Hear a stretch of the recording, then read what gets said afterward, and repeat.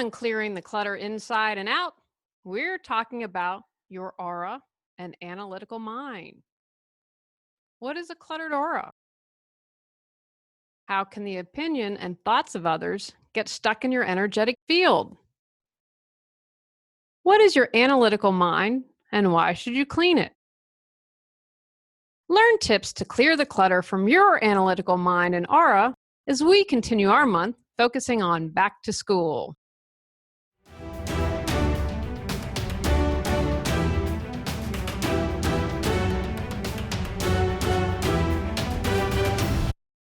Ready to clear your clutter and share your gifts with the world? Every Tuesday at 1 p.m., join award-winning professional organizer, author, and certified life coach Julie Coraccio on clearing the clutter inside and out, as she teaches you how to navigate the waters to declutter your life.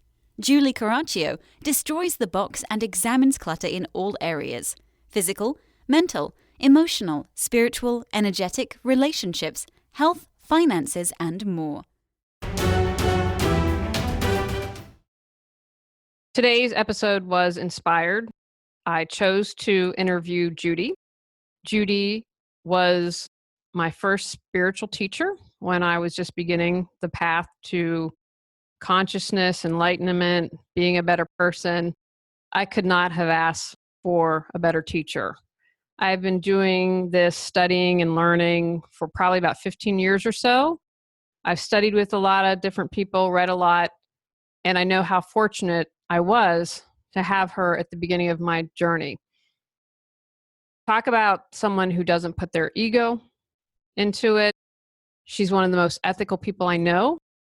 And when we graduated, the first thing she said to myself and classmates were, "We're colleagues now." She didn't see herself as above anyone. I can't tell you how significant that is because there are so many people who choose to see themselves as above you and not as equal. I'm the spiritual master and have all the answers. Judy, like me, knows that we all have the answers within, and it's just her job to help facilitate us finding that. We're at different places on the spiral. No one is better than another one. And I see this, unfortunately, a lot in the spiritual community. And if you've been listening or watching for a long time, you know I went through really not so fun thing with a mentor last year. And when I couldn't get past that, Judy was the person I called. I have been grieving something, probably the biggest challenge in my life, and Judy is who I reached out to. I've been challenged with trusting people, and remembering that I had Judy was really fortunate to me because I knew I needed to support and needed to reach out. And so I'm very fortunate. Judy has a special place in my heart and always will. It's kind of like that awesome kindergarten teacher or first amazing coach or art teacher you might have had. And Judy has the best laugh ever. She has a great smile. And I know even if you're listening, you will be able to feel that. A note, Judy's going to do an exercise. I ended up doing it with her. I normally know not to do that because I can get lost. So I'm sort of out of it at the end. But if you're listening or watching, do not do the exercise unless you are at home. Don't do this driving. Today's a treat to sit back and enjoy. Metaphysical minister, clairvoyant, energy healer. Judy Nelson is a gifted spiritual clairvoyant. Her joy is helping people find their true selves so they can walk their most fulfilling path in life. Judy began her metaphysical studies in 1984 at the Berkeley Psychic Institute and continued her studies at Clearsight, an internationally acclaimed spiritual school. Judy became an ordained metaphysical minister in 1994 and a master practitioner of clairvoyance. Currently, she is teaching clairvoyant and energy programs in Los Angeles, as well as intuitive courses in Tokyo, Japan. Welcome, Judy. Welcome. Hi, Julie. I am so excited to interview you. As I mentioned in the introduction, you're one of my all-time favorite people, and as well as my first real teacher on my spiritual journey. So I'm very excited and honored to have you on today. But let's get started. What is an aura? An aura is the electromagnetic field around your physical body. it emanates out of your chakra system, so it acts as an interdimensional portal for information to come into your awareness to help guide you in the highest way possible. It's also where you work on things. So if you wanted to create something in your life, you're opening up all kinds of energy in this electromagnetic field around your body to work on it, to craft it so that it is what you want to create. And the energy in the aura, the cleaner it is, the higher vibration it is, the more you're able to create what you really want in life. Fantastic. And as I talk a lot, whether you believe this from a physics perspective or a spiritual perspective, everything is energy. And so you're creating, your thoughts create your reality and all of that. And so it's really important to keep our aura clear and clean. So how does our aura get cluttered? Like what's going on or maybe cluttered is not the right term. Would you call it junked up, or you use the term, I would use clutter, but please feel free to explain what you would call it and what happens when it gets cluttered. What's going on? Clutter is an amazing word for what happens because as humans, we're collectors. We collect thoughts and ideas, and we're picking up on other people's opinions about us and about issues, and we're weighing this versus that, and then how do I feel about it, and then how does my family feel about it, and then how does my sweetheart feel about it.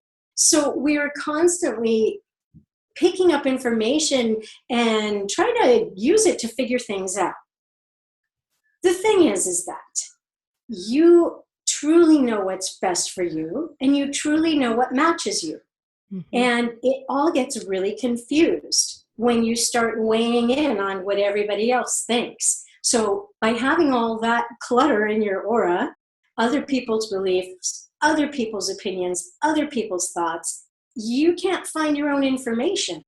Then you might make decisions based on what everybody else thinks is right for you, and it ends up not being what's right for you.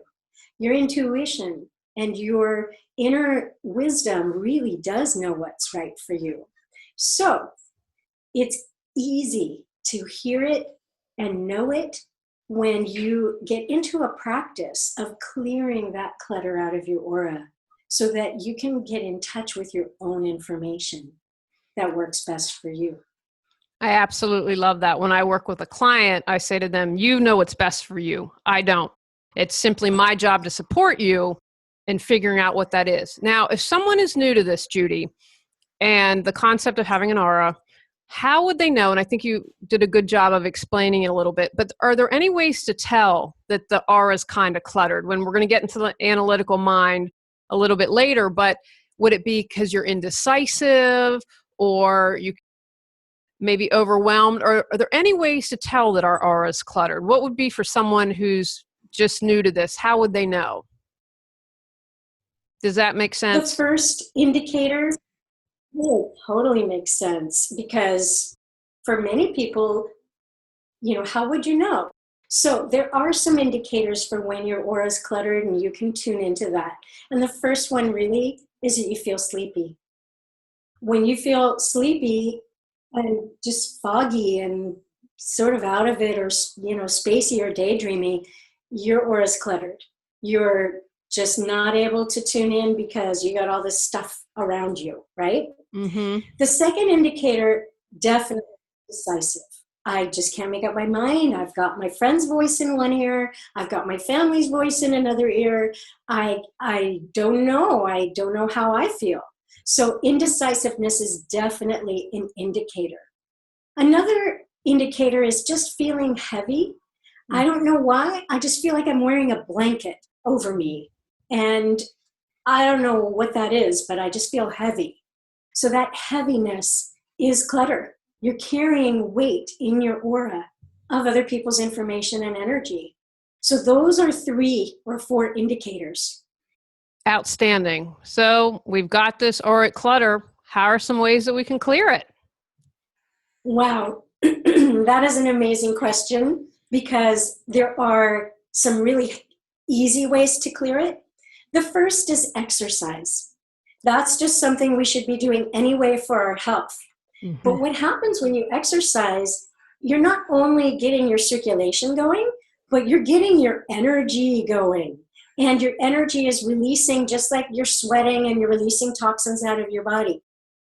Even if you don't know how to meditate, exercise is a really great first step. The second really effective way to clear a clutter is to learn some simple techniques in meditation of grounding and centering and releasing. They're not complicated. They're easy to use. I teach them all the time. And it's amazing how once you start using these skills, you can feel really good right away. Like it shifts your energy right away. So that is a really effective way.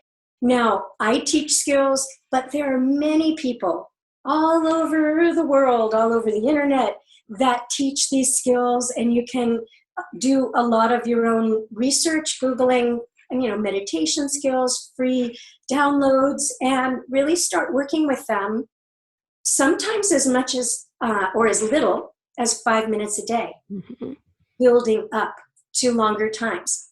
Another way is to take a class with a wonderful teacher that you may find in your area, or yoga, because this centers you and stills your energy and allows you to start clearing your clutter. So those are some easy ways that you can start to do that for yourself.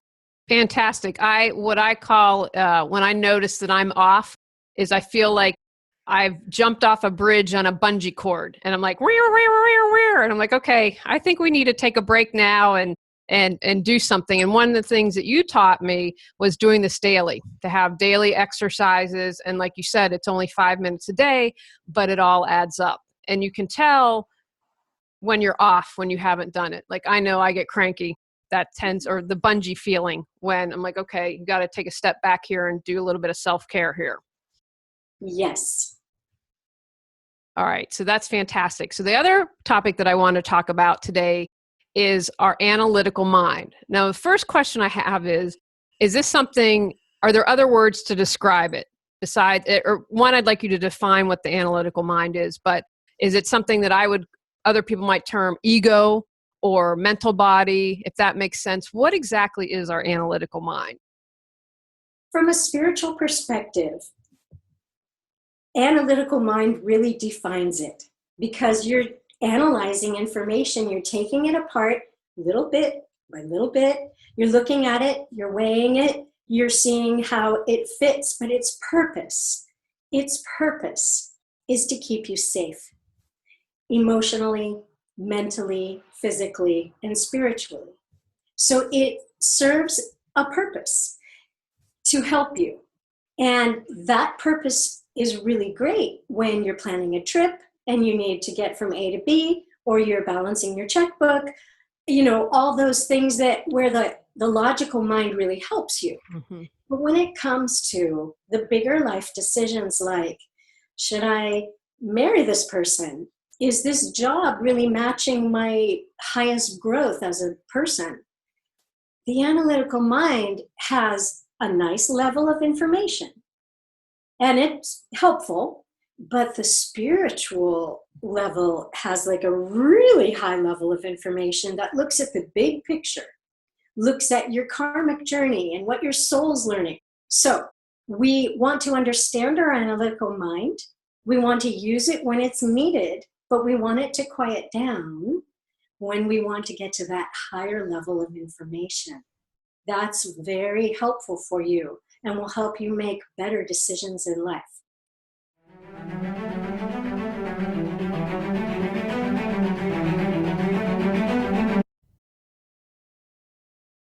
Started to organize and got stuck? Need questions answered or customized solutions? Looking for a professional organizer to bounce ideas?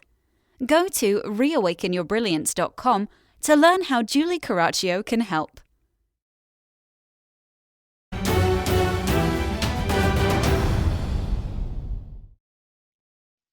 The ego can be involved in the analytical mind, but remember that the ego, which is, I want to feel good about me, is there to also protect you emotionally, psychologically, spiritually, and physically. And if I can make me feel good about me, then I'm going to feel real safe in this world. So it's something that we want to love and work with, but put it in its place. Like, I want to understand you and what you're trying to do for me, but you are not my ruler. You are not running my life. So all these different aspects of us are necessary. They're part of who we are, but they want to be accessed and utilized when it's appropriate and helpful, and not when it's limiting to you. And when your spiritual self could do a much greater job in guiding you. Now, can you share with us, this popped into my head when you were talking, and I'm going to share a very kind of silly example, but it just happened to me this morning, because I want to talk about how do we know when it's our intuitive soul, higher self voice versus the analytical mind. So I'm playing cards with my husband, and I'm competitive, working on that. I really like to win. And so we're playing double solitaire. And in this game, if you make a mistake, you can be given cards. And every single game, my husband gives me cards because I make a mistake. So I really like to win in this particular game. So at the board at the top, a card came open. And I put the jack up. And as I'm thinking about, what's the next card going to be? And you want a king at the top because you build down from that. And I didn't listen to my intuition. And I put the jack up, and the next card was a king. And I laughed and I said, I didn't listen to my intuition. Now that's a really kind of fun, minor thing. And the competitive side wanted to win, but I know I'm not alone. And that in a situation like that, I lost the game, big deal. But on more important things like, really, who is this the right job, or who should I marry, or can I trust this person? The analytical mind takes over. So how do we know, know the difference between the analytical mind and our soul or intuitive voice speaking? It takes practice, because our analytical mind has been in charge for our whole life. So it's used to being the strongest voice that you hear. So you want to start practicing through the activities that I've mentioned. So let's say we use exercise, for example. After you exercise, then you sit for a moment in this nice, relaxed, calm state.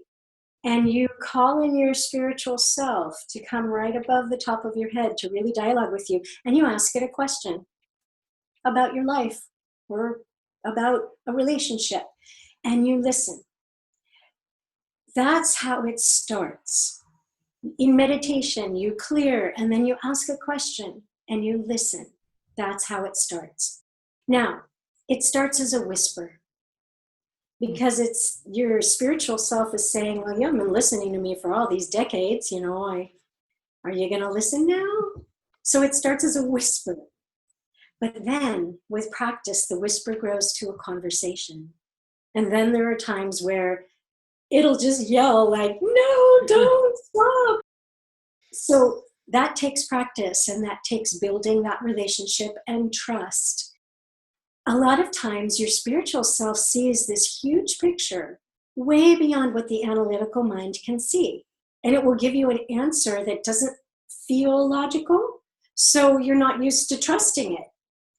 Well, it's seeing so much more, and it's basing its information on so much more that the analytical mind can't even be aware of. So it may not make logical sense. Like there might be a king coming up next. Yeah, right. But it saw it, and it saw the big picture. So we want to really start to trust those whispers that grow into a conversation, that grow into, I'm going to just drop this information in because you really need it right now. And let it be a beautiful blossoming of your relationship with your higher self through these activities. Meditation is the fastest way to make the whisper grow to a conversation.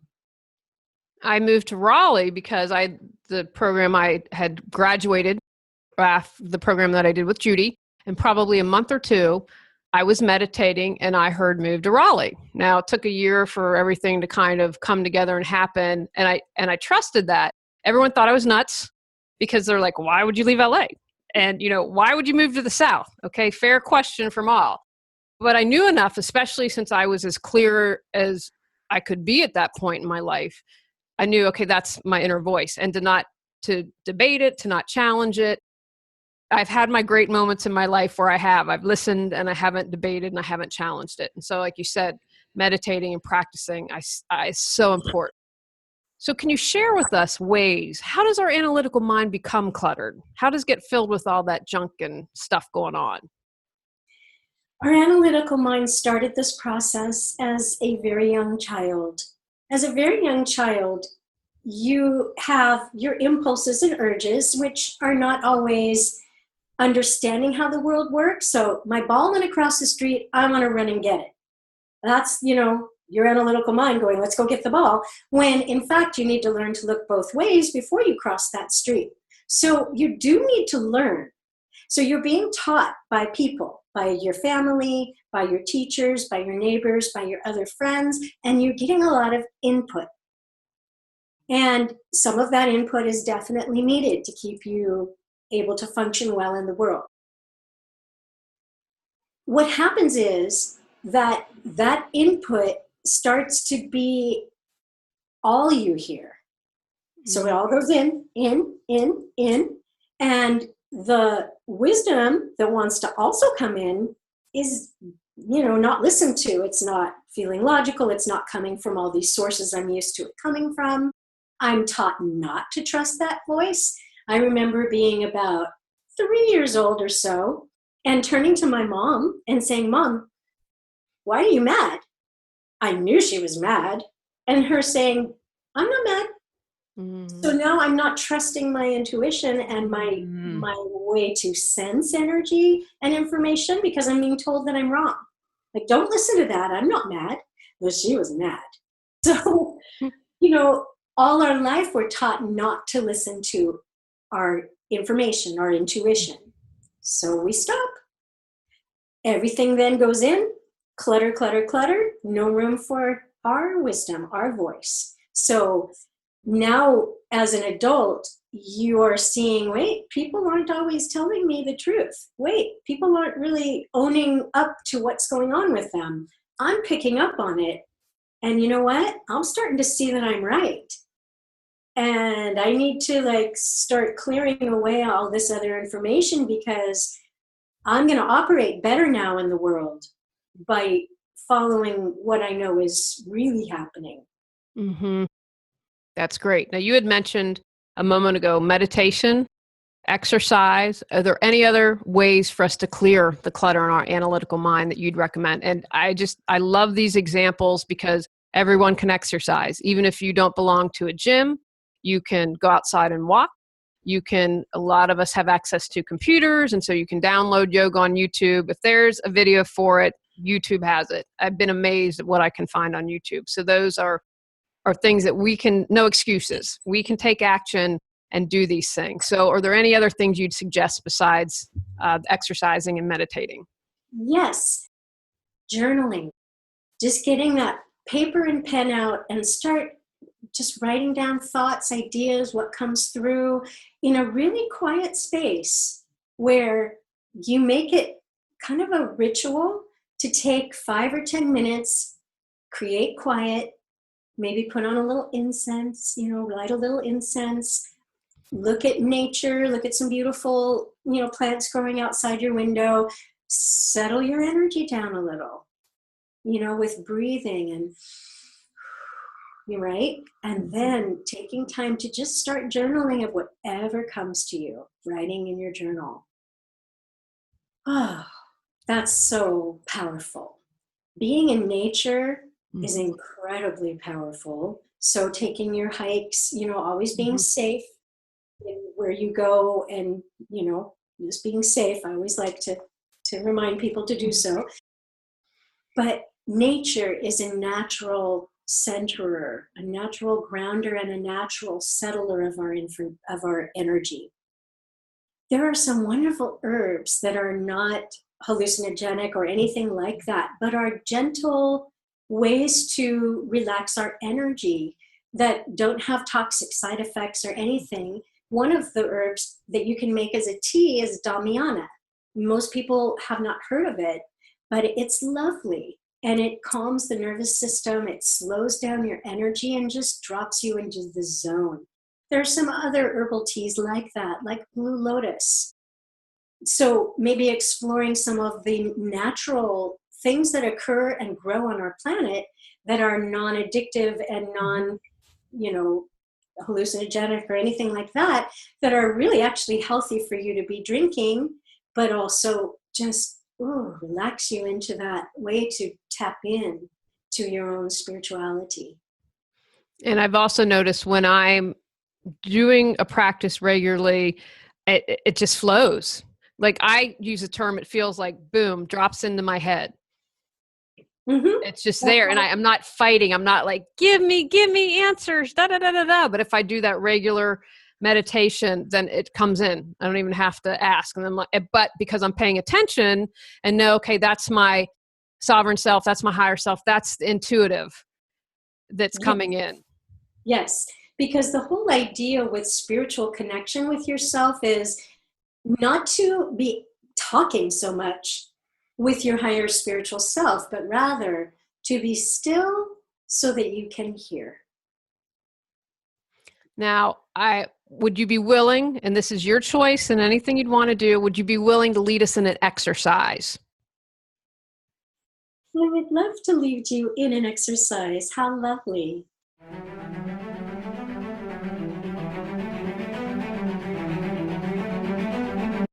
Surrounded by clutter? Exhausted from the stress and anxiety it creates? Longing for peace of mind? Go to reawakenyourbrilliance.com to learn how Julie Coraccio can assist you.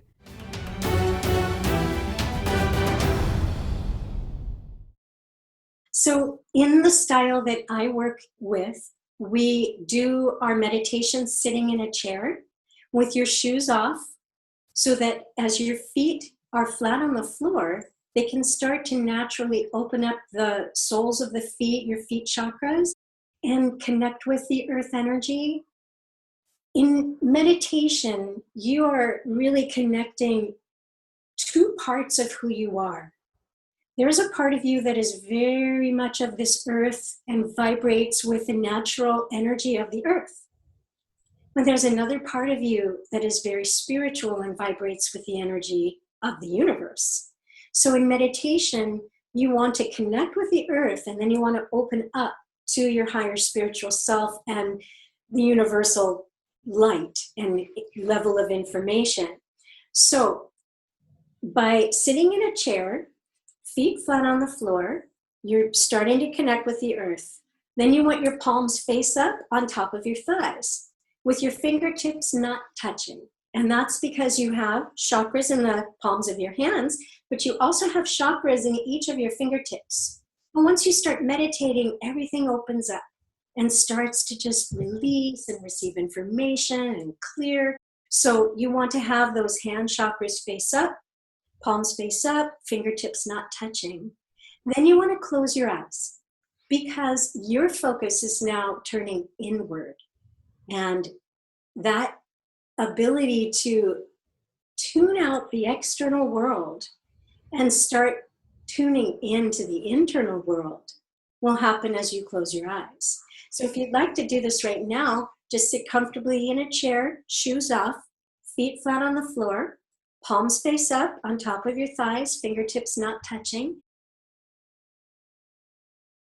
And remember, this is recorded, guys. And so you can watch it again and again. So if you're driving, I know some of my listeners drive and listen to the podcast. So please do not do that now. Thank you. Yes, you certainly do not want to do this while you are driving. You also want to do this in a private space where people aren't going to be looking at you going, are you meditating? Ooh, what are you doing? And then they kind of throw their energy on you. So you want to be in a nice quiet space by yourself. Okay. Feet flat, palms face up, close your eyes. And meditation can really drop in as you start to slow your breathing. So you want to inhale gently, exhale through pursed lips to slow down your exhalation. And just take about 2 or 3 breaths in that manner.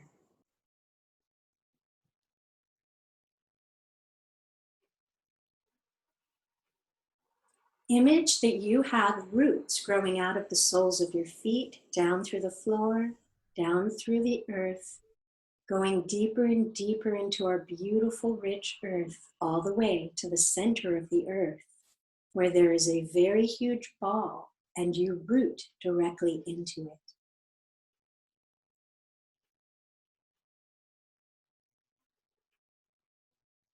As you root into the earth, you start to naturally become in harmony with the earth's vibration, which is full of vitality and healing and nurturing. Your first chakra is located around the base of the spine and holds life force energy. So you are going to image that energy extending your tailbone like a rope or a tree trunk down through the chair, down through the floor, down through hundreds of miles of earth to the center of the earth and root in. Your grounding cord is flexible but strong, and it shifts because you tell it to. So you want to have your grounding cord be at least 6 inches in diameter, not some skinny little cord, but some nice, thick, fat, strong grounding.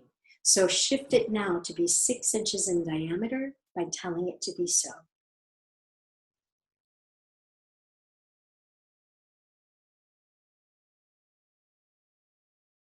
Place a ball of golden light under your body and let it sink down your grounding. And as it sinks down, it gently, gently cleans it off and goes all the way to the center of the earth, where any unwanted energy will melt or explode into usable light. Send that ball of light down your grounding cord.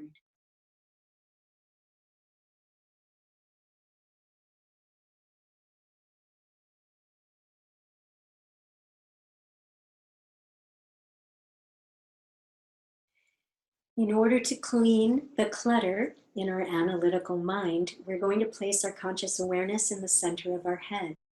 So you're going to image an imaginary line from the top of your right ear to the top of your left ear through the center of your head. Another imaginary line from the front of your forehead to the back of your head through the center of your head. Where the two lines intersect, create a little chair that's so comfy. Put it right on that spot. Now image yourself about 2 inches high sitting down in that chair. This places your conscious awareness in the center of your head, right behind your beautiful third eye that can see energy, and where you are not in your analytical mind, but rather in your intuitive mind. Now the front of your forehead can open and close because you have your third eye and your sixth chakra right there. So I'd like you to open it like the lens of a camera. And in front of you, about 3 feet or so, I'd like you to place a big golden box.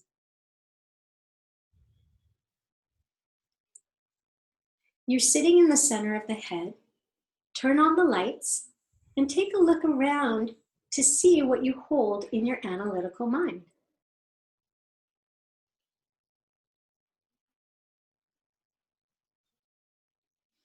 You might see other furniture in there, like a desk, a lamp. You might see stacks of papers of all the projects that you're working on.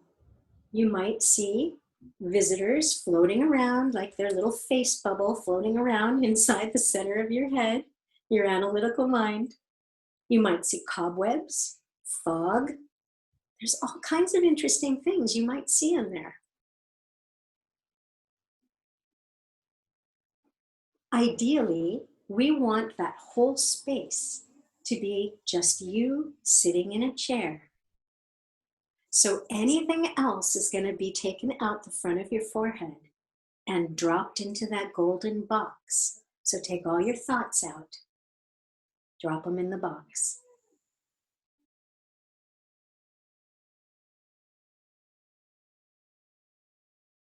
Take all the visitors out and drop them into the box.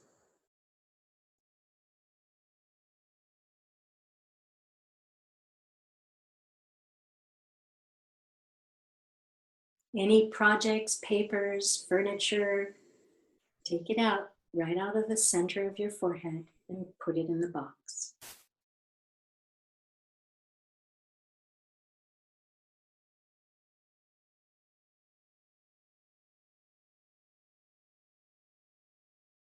Any fog, cobwebs, blobs of color floating around in there, just scoop it all out with that beautiful hand of yours in the center of the head. Extend it out the center of your forehead, drop it in the box.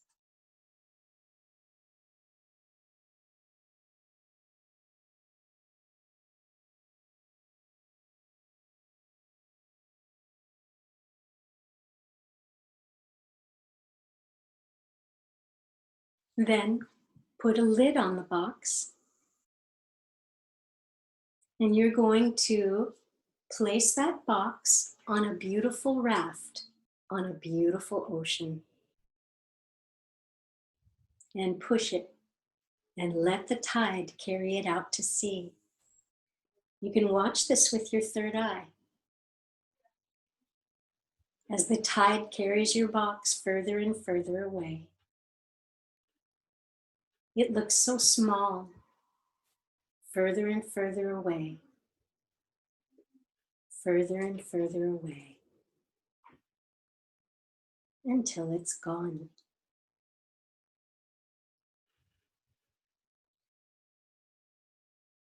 Whenever we clean and clear, we want to bring in divine light to fill that space with the highest vibration possible.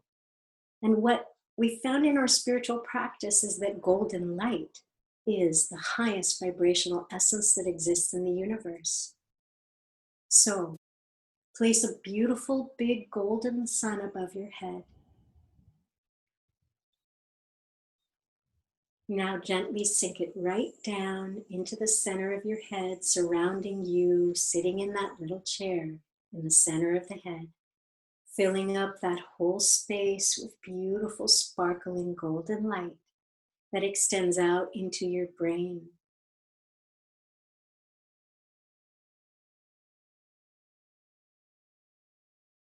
We've talked also about clearing our aura of clutter, so we're going to do a very quick add-on to this meditation for your aura. Violet light is an amazing clearer of energy. So place a violet colored sun above the top of your head. Ask any energy in your aura around your physical body that you're ready to release to turn bright red.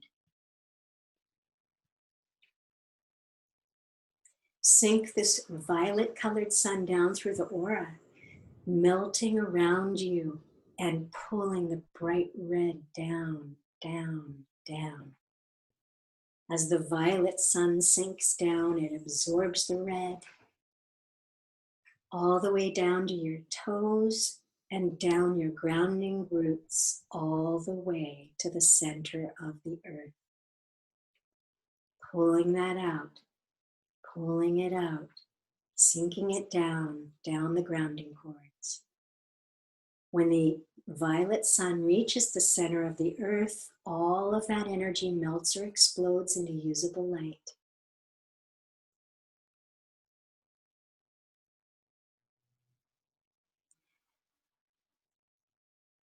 Now let's fill up our aura with that highest vibration of golden light. So place a golden sun above your head and sink it down into your aura around your body, and it fills up all of your aura so that you are filled down all the way to your toes in 360 degrees around your physical body, in front and behind, on right and left side, above and below. Take a moment and just breathe in the gold light.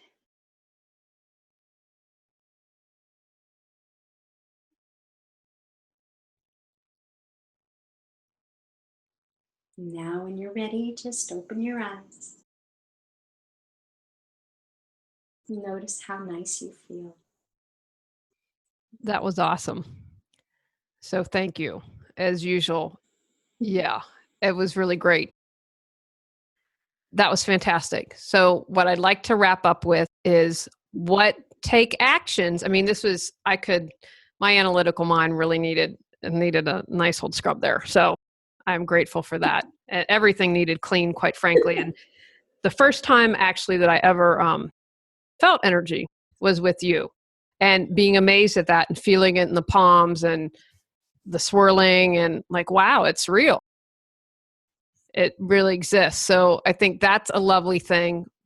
One thing that's really important to me when I do this podcast is for people to take action, because if you just listen and never take any action, then life's not going to change. So this meditation, I think, to do every day would be a great take action. But what would you say to people listening? What are the take actions that you'd like to share with them?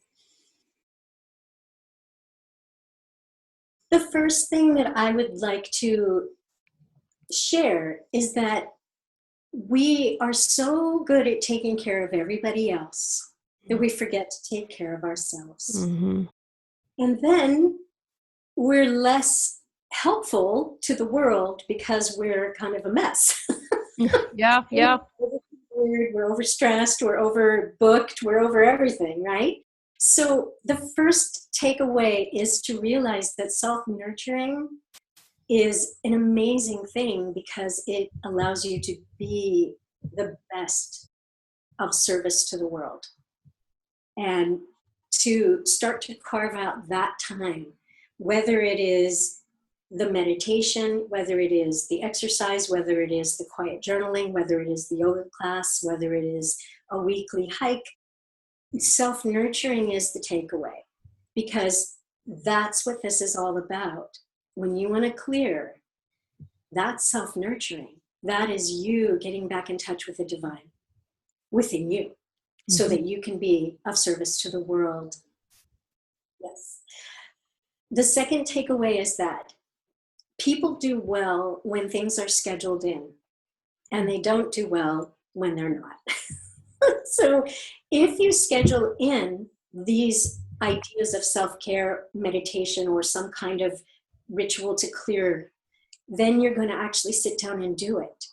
So my takeaway to you is schedule it in.